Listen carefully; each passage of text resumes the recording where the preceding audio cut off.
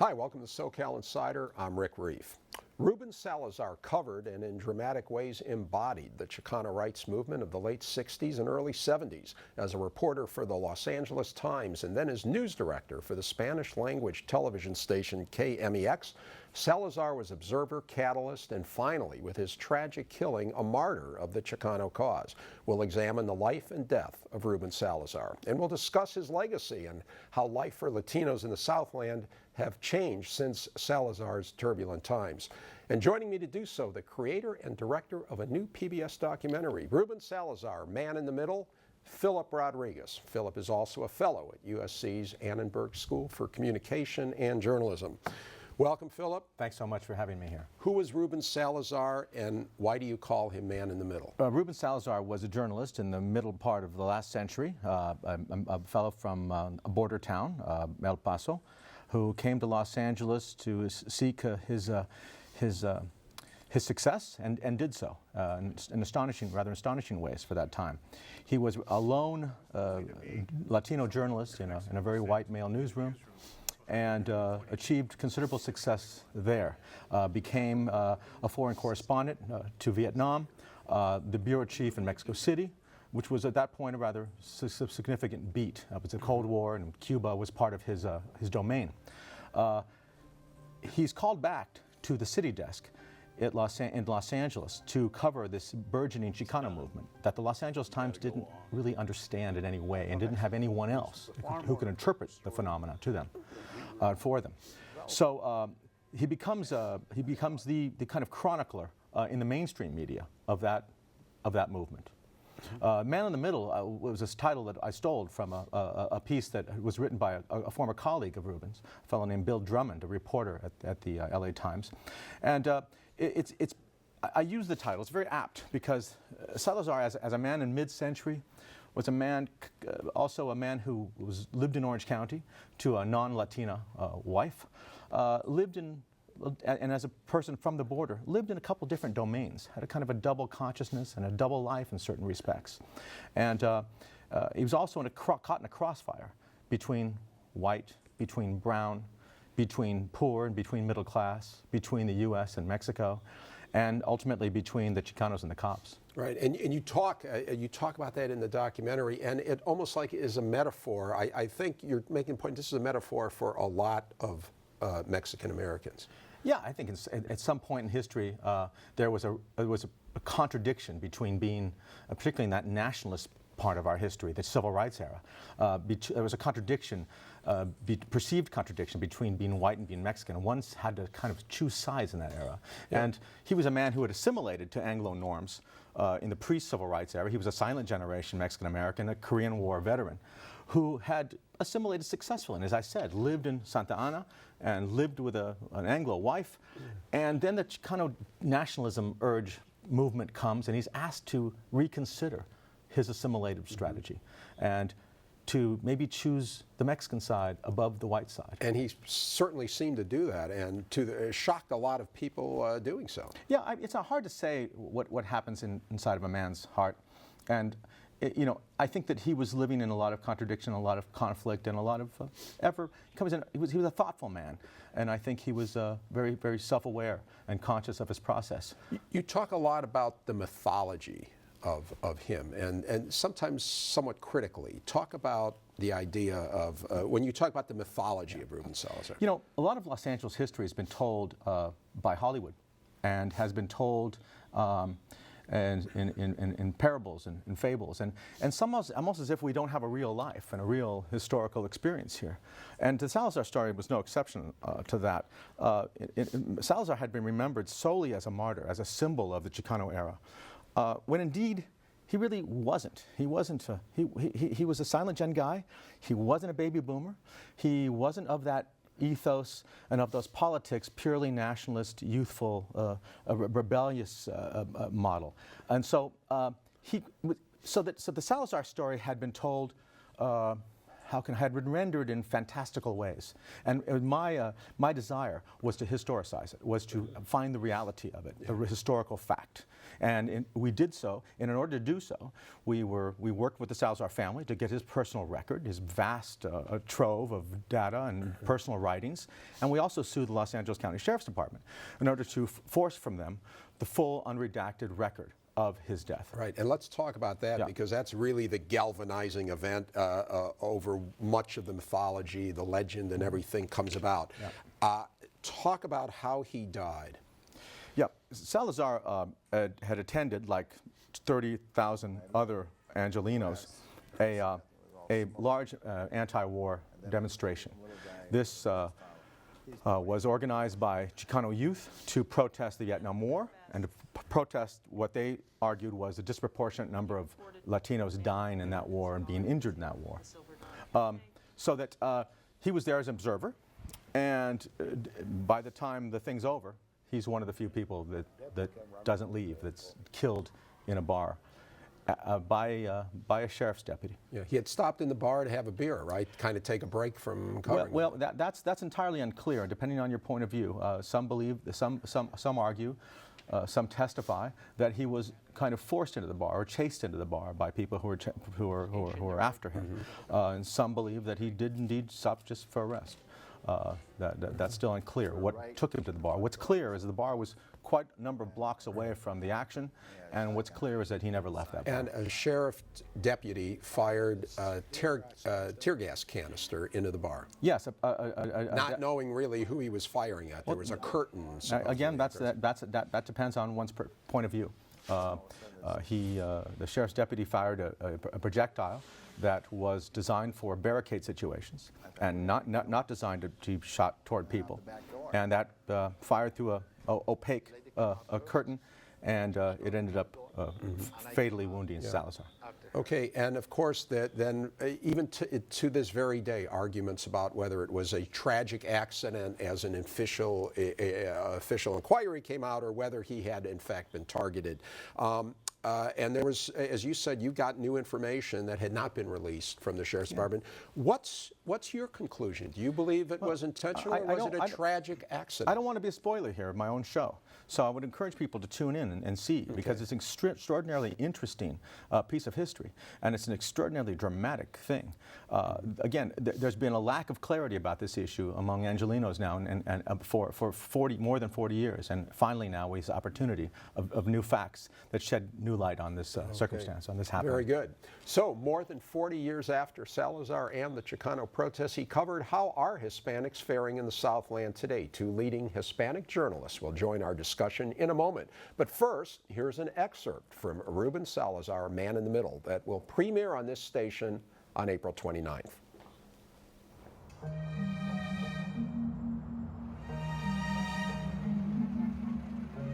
Ruben was an old friend. His family came from Mexico. Came here when he was an infant. Yeah, we grew up in El Paso together.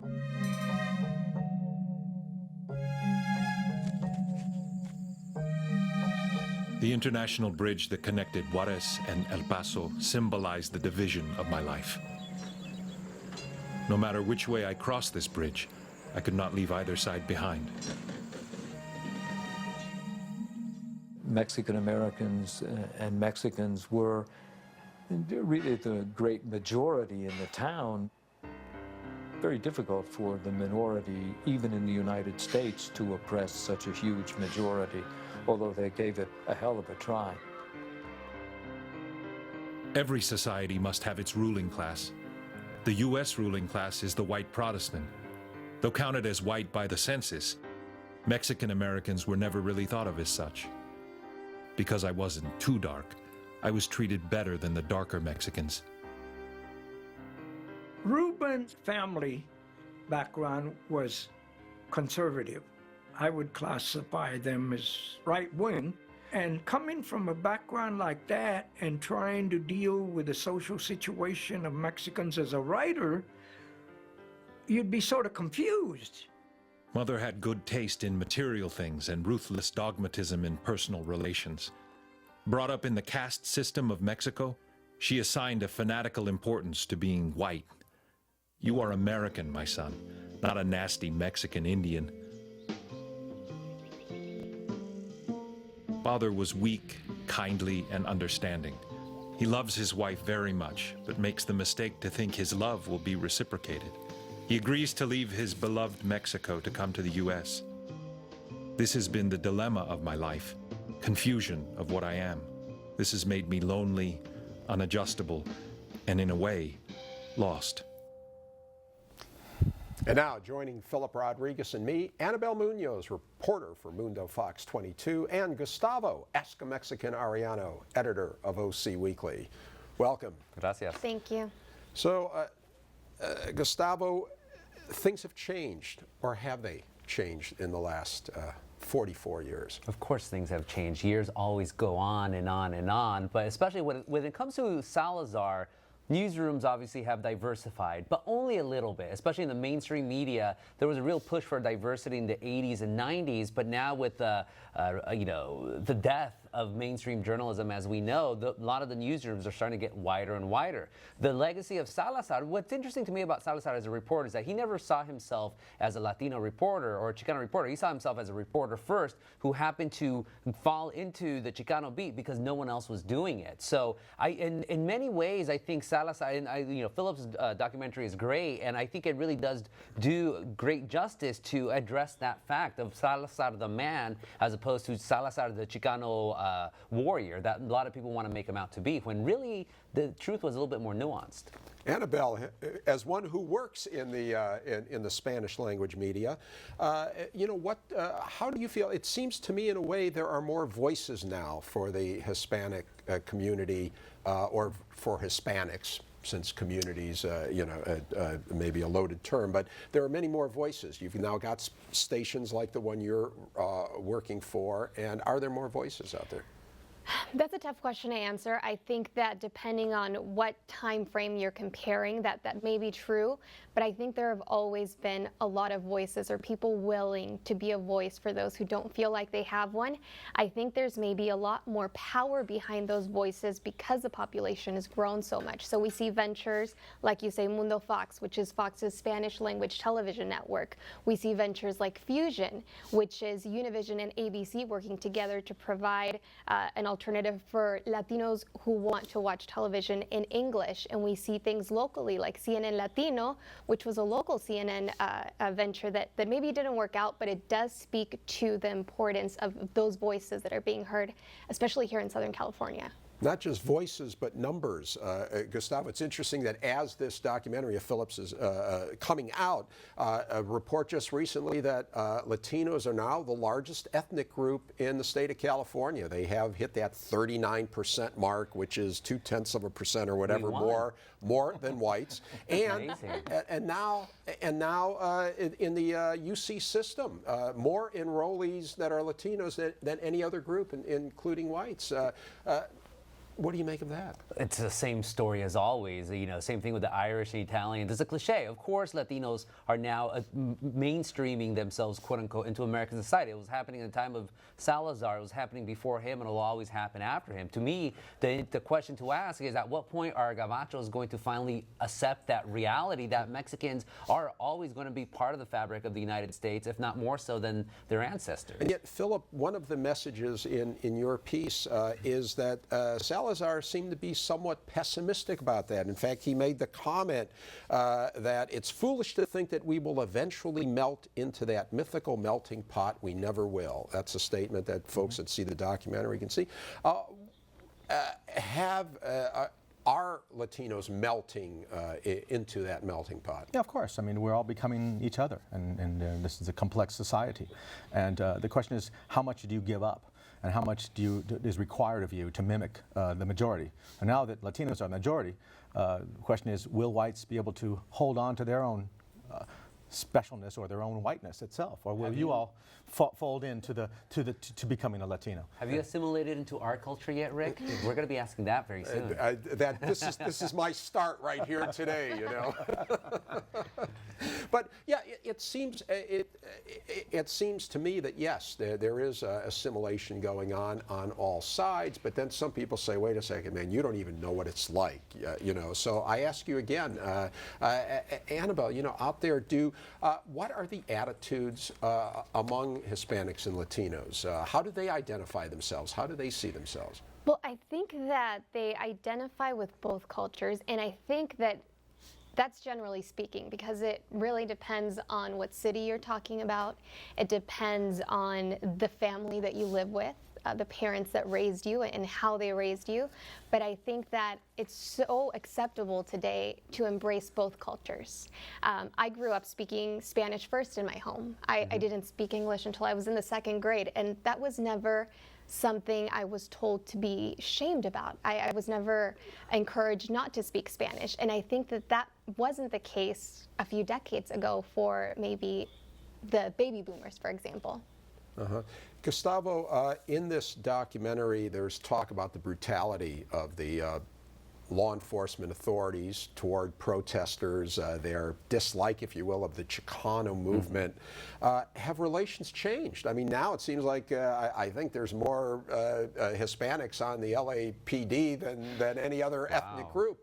You know, so have the relations changed as far as law enforcement and the community? I can't really speak to Los Angeles just because I'm not from LA, although, you know, you had that notorious MacArthur Park riot that happened where the LAPD was just trashing everyone and anyone. But I do know, at least from afar, that Chief Bratton and now Chief Beck had really made an effort to try to reach out to all these communities to improve those relationships. But of course, there's always been skepticism among community of colors in Southern California. The Salazar incident was notorious and lived on for years and years and years. People always insisting, of course Salazar was assassinated. How can you think anything otherwise? Because the LAPD has done far worse than just shoot a tear gas projectile into a bar to kill a man. But so I mean, of course, you know, Latinos, you want a good police force, but unfortunately, you know, here in Orange County, Fullerton PD and Anaheim PD and Santa Ana to a lesser extent, have had bad reputations based on what they've been doing in the past couple of years. And it doesn't matter if there's Mexicans on the police force; they still get into that culture of the, you know, thin blue line. Right. So Philip, have things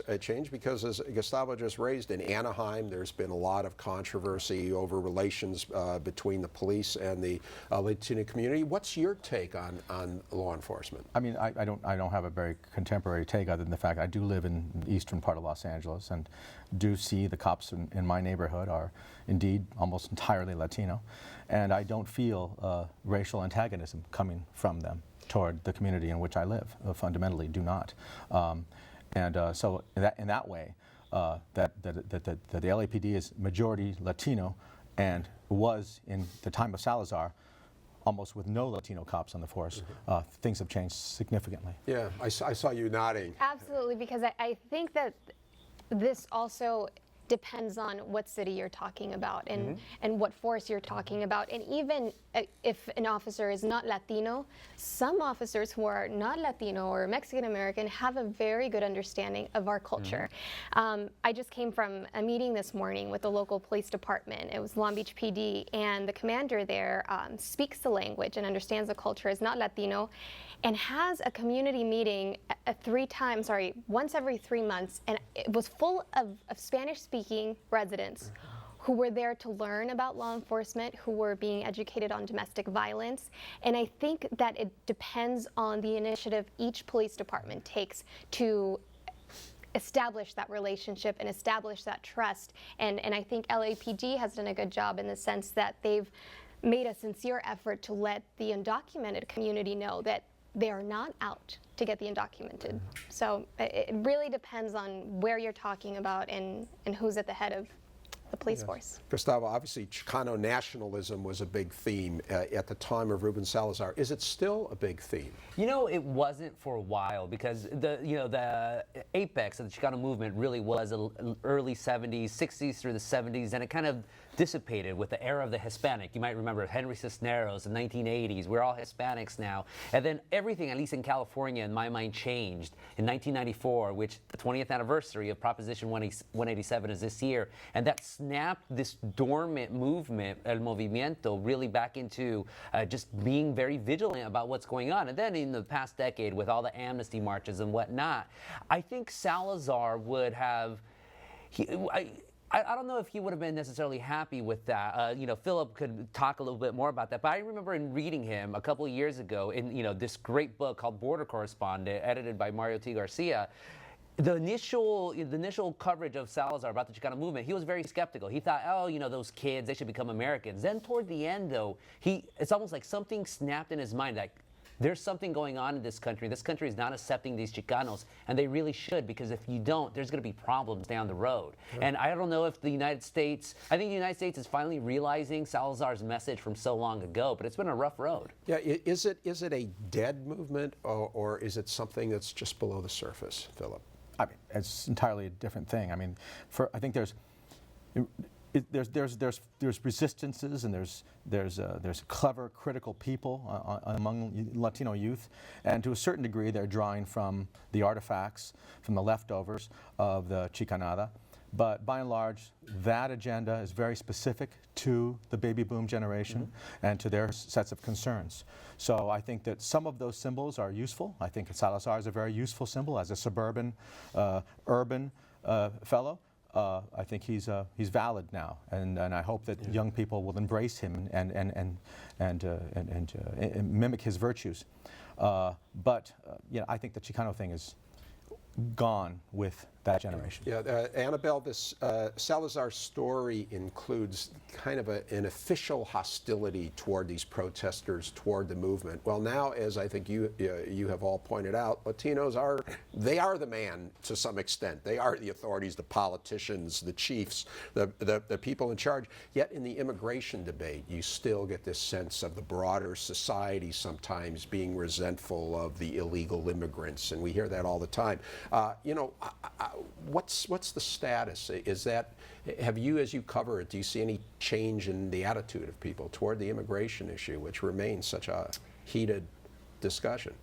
I've definitely seen a shift over the past few years in coverage, for example, in news coverage about the immigration debate. You see it not only on the Spanish language television stations, but at English language television stations on programs like this one. And I think that there is a willingness to understand this debate, to listen to the stories, to understand what the human aspect of all of this is. And I can say that I see that a lot more than I did even just 3 or 4 years ago. Gustavo, is it going to remain a divisive issue, or do you see a softening or a hardening on the issue? You go back and forth in this country. I mean, was it 6 years ago you had Arpaio and SB 1070, and here in Orange County, Element Sewer and all these other idiots, pounding, we have to, crack down on illegals, blah, blah, blah, blah, blah. Now no politician would ever dare do that, especially after the 2012 presidential election, where Romney started talking about self-deportation, taking a joke that Lalo Alcaraz did 20 years ago and made it to real life. Romney's clock got, or clicked or punched, however you say that old aphorism, in Nevada and all those swing states. Even the Republican Party knows that you cannot play these games of heated anti-immigrant rhetoric anymore, or your future is going to be gone, like the Republican Party here in California after 187. Well, thank you. Thanks. Great discussion, and I'm looking forward to seeing that documentary again, Philip. Thanks so much. You can watch this show and past shows at rickreef.com. Segments of the show can also be viewed at pbssocal.org. My guests have been Phillip Rodriguez, Anabel Munoz, and Gustavo Arellano. Remember, Philip's Ruben Salazar, Man in the Middle, premieres on PBS SoCal on April 29th at 9 p.m. Thanks for watching. We'll see you again on SoCal Insider.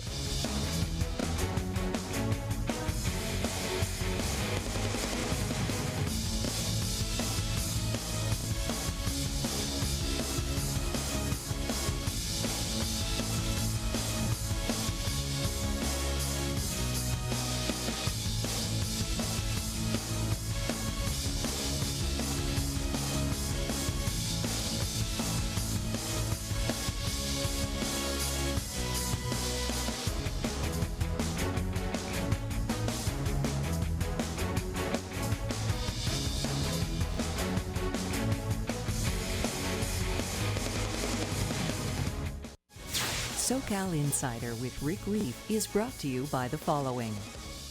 5 Point Communities is a proud sponsor of PBS SoCal. 5 Point Communities is an independent real estate development company with assets under management across California. More information available at www.fivepointcommunities.com. Snell & Wilmer is a full-service business law firm with more than 400 attorneys in Orange County, Los Angeles, and throughout the West. On the web at swlaw.com. Snell & Wilmer. Straight talk, sound counsel. Practical solutions. Relief Pod's latest generation of safety kits now go everywhere you go. Relief Pod's organized, color-coded, and compact safety kits keep first aid and emergency items accessible for a safe lifestyle every day. Relief Pod. Live ready. A healthy future for you, your family, and your business is why Memorial Care Health System transformed healthcare. Our hospitals, physicians, and outpatient centers keep patients healthy and care for them when they're not. Memorial Care, one healthcare system leading the way. The nice thing about City National for me is that they've been the same from the time I started my business to the time I sold my business. And the most important thing I think you can decide is who you're going to choose to protect and to help me to run my business better. City National is definitely the way up for me and my business.